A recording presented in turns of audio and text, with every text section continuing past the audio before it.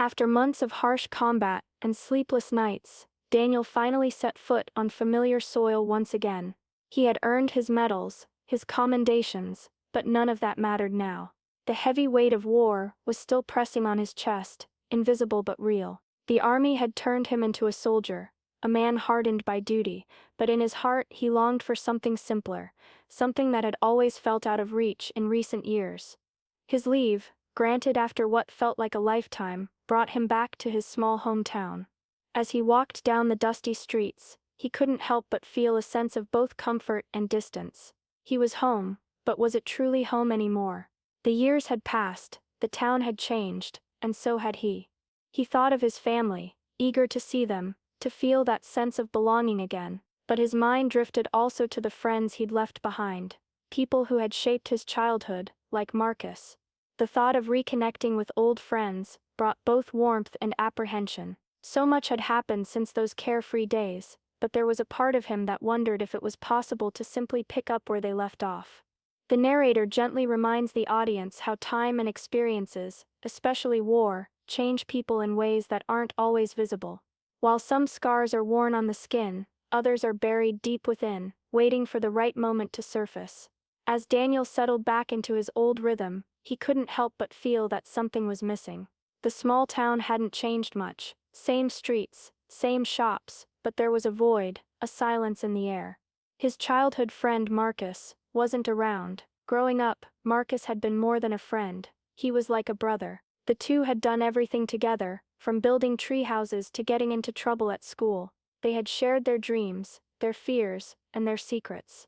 But after Daniel left for the army, they had lost touch, letters became less frequent, and phone calls eventually stopped altogether. Still, Daniel never imagined that his friend, his closest companion, could just disappear. He began asking around, casually at first, hoping to find some trace of Marcus, but it seemed like no one knew where he had gone. His old high school friends, the ones who had known Marcus as well as Daniel did, shrugged when asked. "Haven't seen him in a while," one said, his voice distant. Another murmured something about Marcus moving away, but no one could offer any concrete details. Feeling uneasy, Daniel visited the neighborhood where they had grown up, hoping to get more answers. An elderly neighbor, Mrs. Carrington, was sitting on her porch when Daniel approached. Her eyes flickered with a mixture of concern and hesitation when he asked about Marcus. "Marcus? Oh, I heard he disappeared after his parents." "Well, after that accident," she said vaguely, her voice trailing off as if she didn't want to say more. "Such a sad thing, what happened to him?" Confused and unsettled by her words, Daniel felt a knot tighten in his stomach. Disappeared.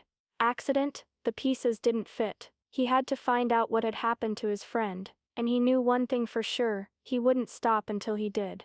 The next morning, feeling a need to give back to the community, Daniel decided to volunteer at the local soup kitchen. It wasn't much, but he knew it would help in some small way.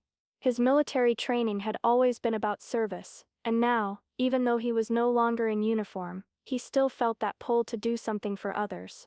As Daniel served hot meals to those in need, his mind kept wandering back to Marcus. Where could he be? What had happened to him? His heart ached as he thought of the friend who had once been so full of life. He couldn't help but feel that something had gone terribly wrong in Marcus's life, but what? He was ladling soup into bowls when his eyes caught a familiar figure sitting at one of the tables, hunched over a plate of food. The figure was unkempt, thin, and looked like they hadn't seen the inside of a shower in weeks. The face, though gaunt, was unmistakable, those eyes, those tired, sad eyes.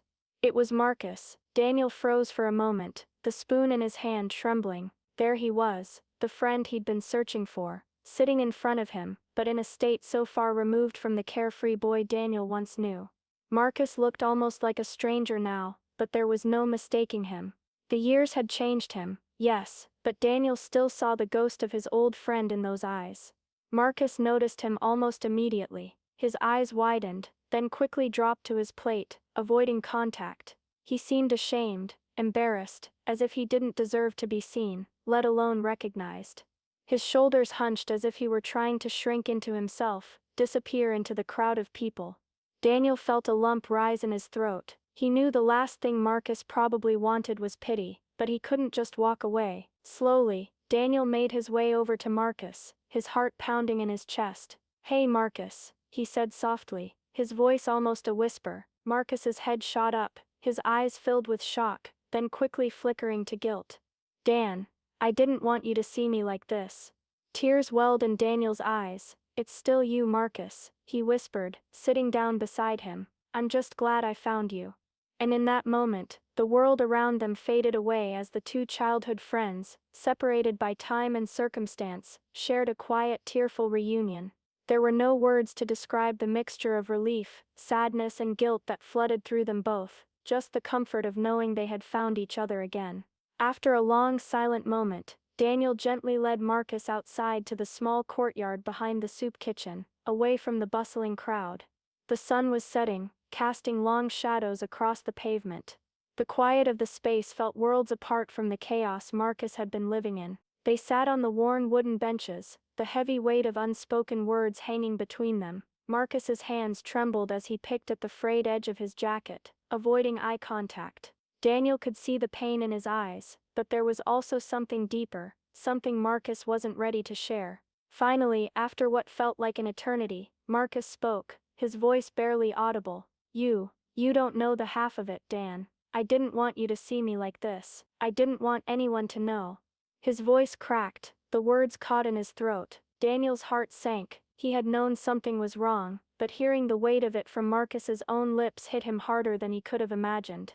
"I lost everything, man," Marcus continued, his voice thick with emotion. "After my parents, after the accident, everything fell apart. I didn't have anyone, no family left, no money, just me, and I tried to hold it together, I really did, but things just kept getting worse." Marcus paused, taking a shaky breath, clearly fighting to keep his composure. "I lost my job, then I couldn't find another one. It was like the world just stopped giving me chances. I kept thinking it would get better, but it didn't. And the depression, it just kept swallowing me whole." His eyes filled with tears, and he quickly wiped them away, embarrassed by the vulnerability. Daniel sat frozen, unable to speak. The man he had once known, his closest friend, had been carrying this unbearable weight alone for so long. Marcus had been fighting a battle of his own, one that no one had even known about. "I didn't want to reach out," Marcus continued, his voice breaking. "I didn't want to be a burden to you.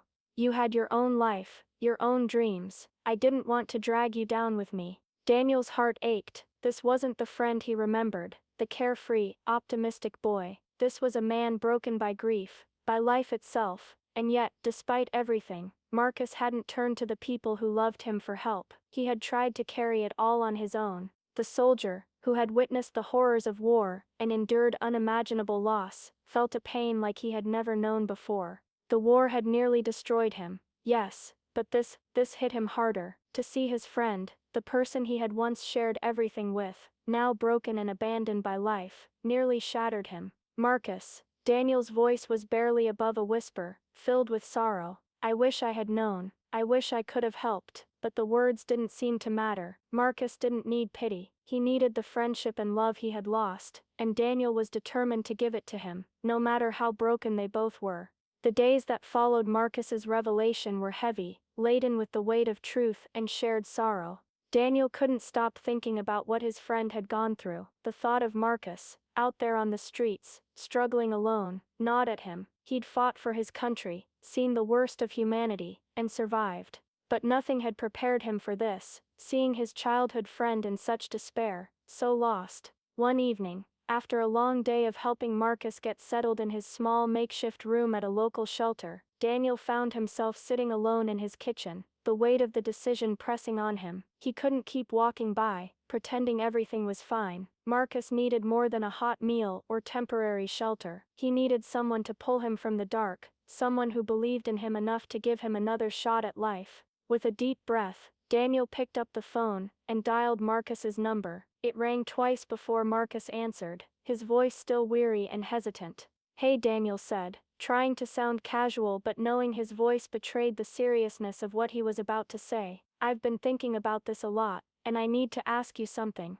There was a long pause on the other end of the line, before Marcus spoke. "What is it?" "Come stay with me," Daniel said, the words coming out with more certainty than he'd expected. "I have a guest room." You don't have to live in that shelter. You don't have to do this alone. Marcus was silent for a long moment. Daniel could practically hear the storm of emotions brewing inside him. Doubt, shame, fear, but maybe hope too. Finally Marcus spoke, his voice thick with disbelief. You're serious? I'm serious. You're my friend, Marcus. Always have been. Always will be. Come home with me. Let's get you back on your feet. Marcus hesitated, his pride clearly wrestling with the offer. I don't want to be a burden. Marcus, you're not a burden. I've been through hell too. Remember, this isn't about charity. This is about friendship. We're in this together. Finally, after what felt like an eternity, Marcus agreed, his voice softer now. Okay, I'll come. The relief Daniel felt in that moment was overwhelming. He had done it. He had made the choice to pull his friend out of the darkness. And so, the next morning, Daniel drove to the shelter and picked Marcus up, bringing him back to his home. The first few days were quiet but full of action. Daniel helped Marcus clean up, giving him fresh clothes, a hot shower, and a chance to feel human again. For the first time in years, Marcus looked in the mirror and saw a man who wasn't broken, someone with hope. But Daniel didn't stop there. He took Marcus to a local veteran support group. Marcus had never served, but Daniel knew that the brokenness they felt, the pain of loss, the struggle to rebuild, those were experiences that bound them together. It didn't matter if Marcus had fought in battle or not. He needed to be surrounded by people who understood what it meant to rise from the ashes. The narrator reflects on the beauty of second chances, of the simple but profound act of showing up for someone when they need it most. Life doesn't always offer do-overs, but sometimes, with the right kind of love and belief, people can start anew. Daniel knew this, he had seen it in himself, and now in Marcus, he was seeing it again. Not everyone in Daniel's life was as supportive of his decision to take Marcus in. While his family and a few old friends tried to hide their concern, their judgments were clear. Whispers followed him wherever he went, their eyes filled with doubt and fear. People who had always known Daniel as a strong, level-headed man, suddenly looked at him as if he had lost his mind. His mother, a woman who always tried to keep things proper and neat, was the first to voice her worries. Daniel, I understand you want to help, but this isn't safe. You don't know what kind of person Marcus has become. Homeless people, well, they can be dangerous. It's a risk. Daniel could feel the frustration rising in his chest, but he held it back. He's still Marcus, Mom. He's my friend. What happened to him, his situation, it doesn't change who he is. But Daniel, his mother started, her voice soft but filled with concern. What if it's worse than you think? What if he drags you down? Then I'll deal with it. Daniel snapped, his voice firm but calm. He's not a threat. He's just someone who's been through hell.